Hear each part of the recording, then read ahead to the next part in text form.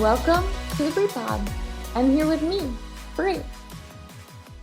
So last week, we talked a bit about the Unfiltered series. We got into some of my eating habits. We talked about how I actually know the gender of our baby. Hopefully it won't slip up, but if I do, I might just leave it so that you can have it and see who catches on it. We talked about, oh man, so many things. I do remember going on about my food, but I felt like it needed to be discussed and shared because it's really no joke when people watch every move. And it's really with good heart. I'm not trying to take anyone out. It is with good heart. But sometimes people with good heart also have to remember, like I said last time, that, I am the person in charge of my own body. But with that being said, I wanted to talk a little bit more on something of a lighter note and talk about what were your favorite registry items that you used and what are some items that you realized you needed later? Because I did start my registry. I actually started it like a month ago. And I just thought about all the different things that I remember my friends really liking, things that even family members really liked. And I started putting it on my list. And I actually have considered doing cloth diapers and cloth wipes. Well, I mean, you could do, there's obviously cloth wipes, but my point is, I've been looking into cloth diapers and probably regular diapers because I don't think that it'll be solely one thing or the other. I think we're kind of looking at a mixture of both because I know that at every baby shower, really, there are going to be regular diapers, which is totally fine. But I think I'm going to do a mixture of both. And I know that there are mixed feelings on cloth diapers, but I think that it works out for us the best because of the fact that we're always traveling. And really, every piece of baby item that I think about wanting or putting on my list, I really have to take into account our travel because the way that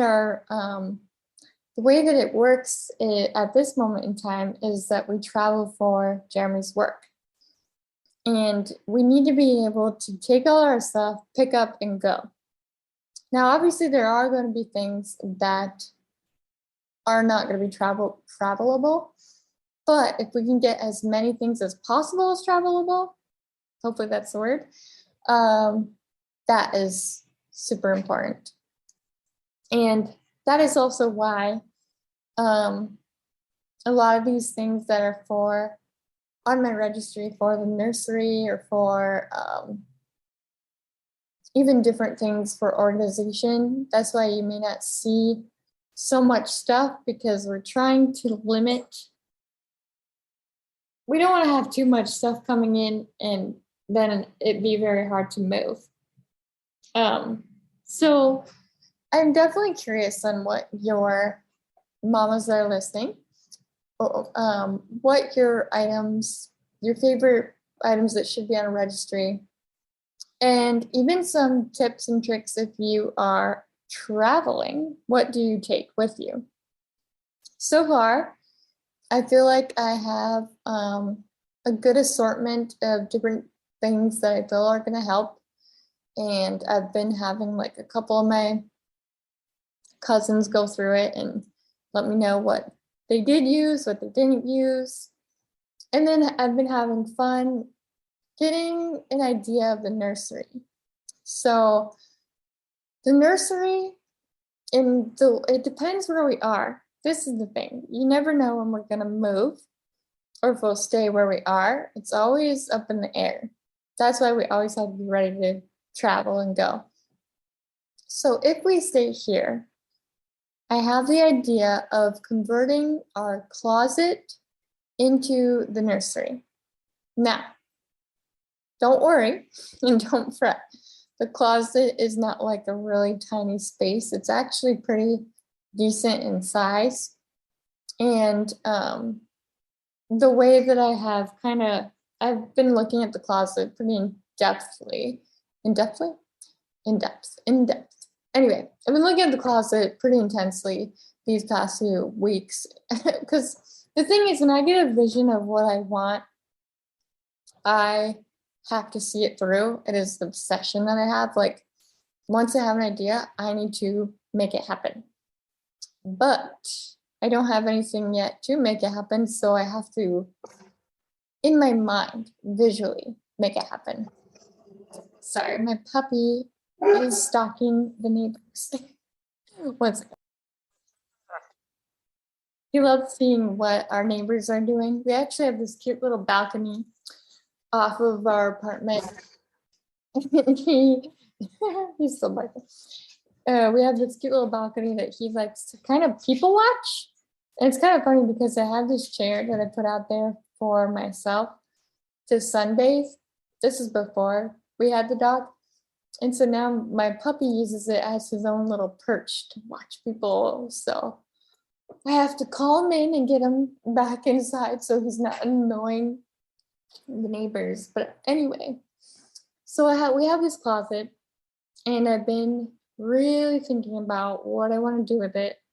And I'm really excited because the way that my mind works, it like, especially if I can't physically make it happen, in my mind, it puts the pieces together of what I want and what I like. And I think I brought this up in the last one where I had saw that Jenny Mai had put up these really cute little clouds above her baby's crib. And that idea just sparked. It was like, I love that idea. I've never really seen it done. And so I decided that I want to have clouds. I know that that is a fact. I want clouds. And so I've been looking in the closet and sizing it up. And I think it's going to be perfect. Now, many of you are going to be like, well, when you get up at night to feed the baby, you're not going to like want to walk to your closet and then come back, to your chair or bed, which we will. We have a solution for that too. So I thought about having the little bassinet closer to the bed in the beginning, and then moving it, into the closet. But we wouldn't shut the door. The door can stay open. That way it's not so like, I don't know. It's not that small or anything, but I probably wouldn't close the door. I think I'd close the main door to the bedroom if I was gonna, leave the baby in the bed, or their bassinet, I should say. So, plus I plan on still having a monitor. That way, if I can put the baby down, and go into the living room, I could still see what's up. So I think that's going to be helpful, especially since we're in a 1-bedroom. It's not small, but it's not big either. So, yeah, so I'm really excited because in my mind, the ideas are flowing. I have an idea of color scheme. I have an idea of what I want to do with the clouds. I actually bought some stuff to start the clouds, but Jeremy stopped me from actually building them. He's like, you have a lot of months to go before you even need them made. And I'm like, I know, but it's that my mindset. I have to make it. Like, when I think of the idea, I need to see it, and I don't want to stop until it's done and made. But in this case, I need to wait so that I can allow others to decide what they want to get on the registry. I can't just go buy everything and then be like, hey, thanks, but I bought that because it couldn't hold my excitement. And plus, it's true. I mean, I'm only 16 weeks now, I think. Shoot. Yeah, 16 weeks. So it's like, there's no reason to be pushing anything. But yeah, I've been very excited. I decided that the clouds are the theme, and I kind of have a weird. It depends on what you believe in, if you will be accepting of this idea. Basically, I saw the clouds from getting mine, and a long time ago, I had this thought or vision, or however you want to look at it, that my angels basically like specific angels there were like my grandma Kate, my Papa French, my Uncle Scotty, and one of the biggest vision I have in my mind every time I think of this, I think of my Uncle Scotty smiling at me and handing me my baby. Now, obviously, this isn't something that has actually happened, and it depends on what you believe in. If you believe it is something that's spiritual or really a true belief, but for me, it just feels so real. And not just my Uncle Scotty, like in this vision, I had it where like each uh special relative that had passed have like already met my baby, and Uncle Scotty was the one passing the baby to me. And I guess like the clouds kind of made me think of that. Like I don't know how to explain it really, but it just made me kind of piece together that thought, and I was like, I'm going to do the clouds just because it's almost like a blessing. Like when I think of the clouds, because if you go back, you look at the imagery of heaven or God or angels, you think of like clouds, you think of the sky. Um, and to me, this baby is a blessing. Um, and I always will believe this, regardless of what people say. I always believe that my angels are looking down on me in a good way. And like the clouds just kind of, I don't know, just brought together that idea. And so that's basically where that inspiration came from. And I'm excited to see it come into fruition. The only downfall is I have to wait a while to get there, but I can at least envision it. And that's what's been fun, is looking in the closet, envisioning what I want, look at my registry items and envisioning them in this little nursery, envisioning the baby. I mean, I have no idea what my baby's gonna look like, but I'm excited to just see. I'm excited to meet the personality of the baby. Apparently, if all works out and the baby comes on time, I think my baby will be a Virgo,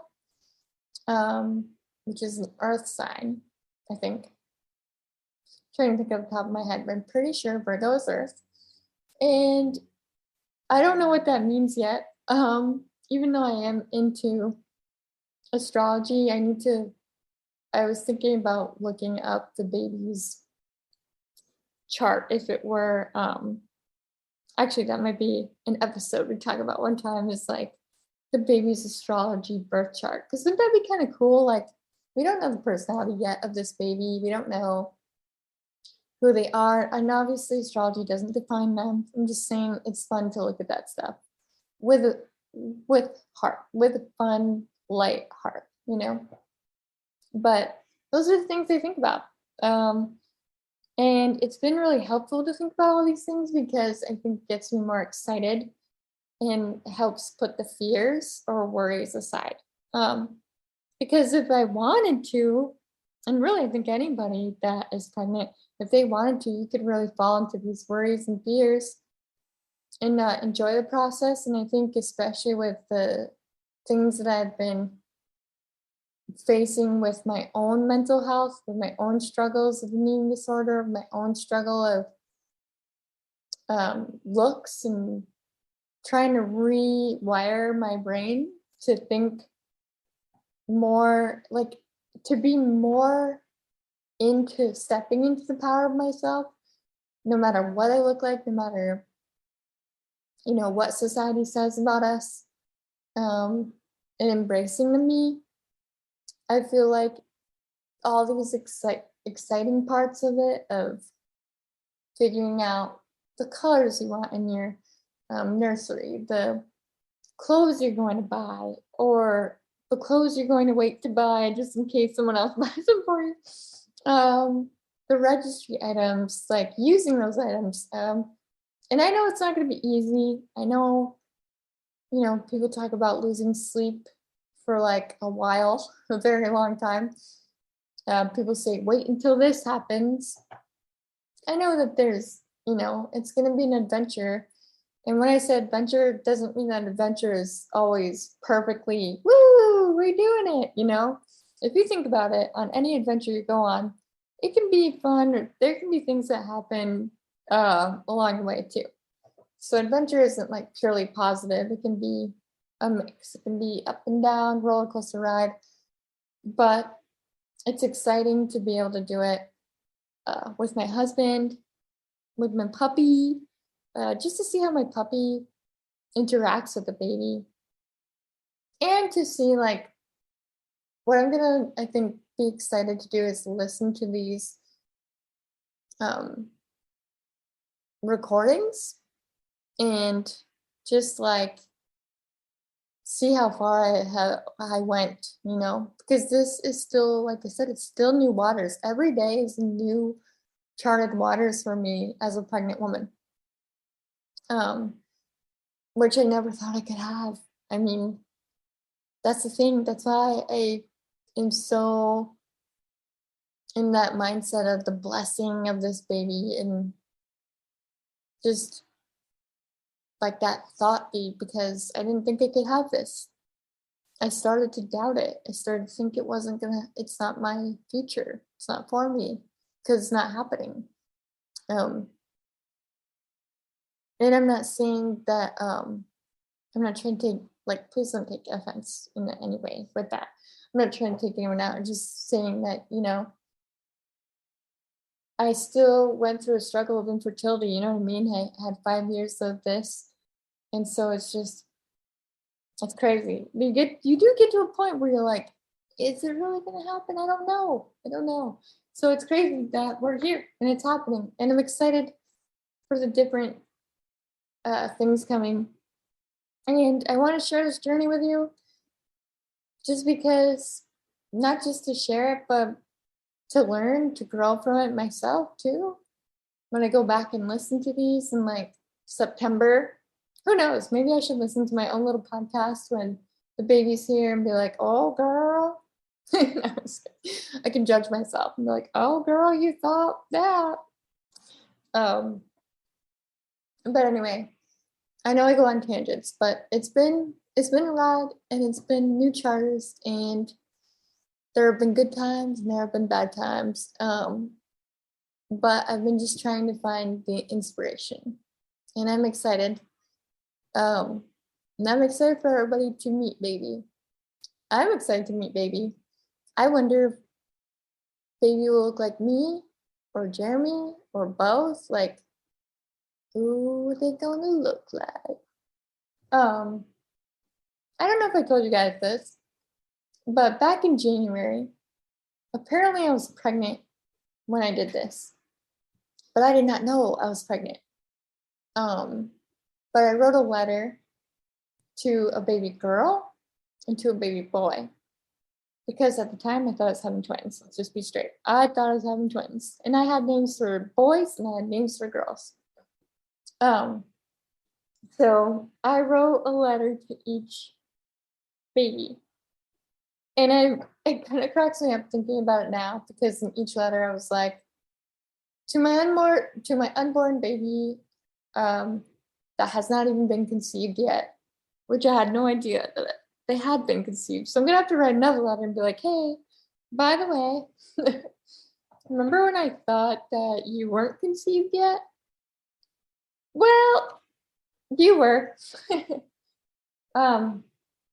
But one of those beautiful, inspiring women in my life that I didn't get to meet until, well, really it was virtually later, I think I did physically meet her once in person, but it was like years ago. But a shout out to Ellen Pat in Mainville. Unfortunately, she passed this year.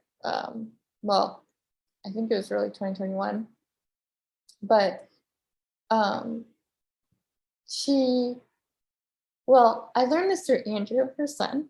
Shout out to you, Drew Mines. That she had like basically an idea of who Andrew would be when she was like before he even was here. And so she would write letters to him. And that really, like, those letters mean the world to Andrew. And he talks about them with such, you can just see the glimmer and beauty in his eyes and the love for his mom. And like how inspiring it was for him. And they're both really beautiful writers, they're both artists. So I decided, because I was inspired by Ellen, to start writing letters to my baby. Now, I know some people do journaling, which I actually got to see someone's recently, which thank you for that. I thought that was so cute. I got to see the different ways that you express your communication or start your process with, I guess, that bond with your children. And it's been really sweet to see what others are doing. Like, I know some people make baby books and they like put in the first ultrasound and they add in like how they felt, what their cravings were. I know some people that draw artwork, like journaling, writing letters. So I was inspired by Ellen Mainville to write letters. And I think one day, once I get to the gender, which we will have reveal on the podcast, I'm going to share the particular letter that I wrote to the particular gender, because I think it's even more special, even for me to reread it, especially knowing now, like, that I was pregnant when I wrote it. I'm excited to see. It'll be like a beautiful moment for me as well. So I definitely plan on doing that in the future, and I'm just excited for a lot of the things that we need to talk about. But if you have been following my journey, please send me your favorite registry items, even if you're not a mama and you just are like the cool aunt, or you have kids surrounding you all the time. Tell me what your favorite items were, because I'm building my registry. I'm probably going to be putting it out there, I'd say in May. And then in June, we're having the baby shower. So a lot of exciting things to look forward to. Soon we have to talk about these teethy here, because we're still working it. Today I actually got, I don't like saying that. Today I had my braces tightened. So, and I decided to go with color, which before I was like, no, I can't do color. But then I saw that I need to have fun with that too. So the road to jaw surgery is still going strong. I haven't talked a lot about it, but that doesn't mean that nothing is happening, because there's a lot of movement with the teeth. According to my orthodontist and her assistants, it seems like everything is going how it needs to. And if you want to follow that journey, I've been sharing my posts and photos on my Facebook, which I can also link that album in my links in my bio, because it's been a really cool path and journey to watch. I recently took a picture, and it's crazy how much I had a gap, and the gap is gone. And also, the assistant that I talked to today, her daughter actually had jaw surgery as well, from the doctor that I'm going to get it from. And she said that it was like such a game changer. but she always gets excited to see people that actually go forward with the surgery base, because you don't always have to do surgery. Some people have cases where it can just be fixed with years of braces or months of braces or Invisalign. In my case, jaw surgery is the best option with what is going on in my mouth. So we're going to talk more about that. I won't give too much. I feel like I ranted on and on. But thank you so much for continuing to follow my journey. I will have guests coming in and out again. I decided to take a break on that for a bit because I just got so excited. I'm like, we have to talk about pregnancy and really everything that's been happening, because my life has been kind of, I don't know, just like between my jaw, my puppy, my baby, so much has happened. It's amazing. Now, it's been a while since I've left you with a mantra. So I'm going to go to my closest book here, which is Affirmations book for, what is this? My mom got this for me. It's Affirmations, 200 positive for affirmations for happiness. I don't know why it's, okay. Affirmations for happiness, that's what it's supposed to say. Okay, so here we go. We're going to let fate decide. Okay. The affirmation for this episode is, I'm making space for more happiness in my life.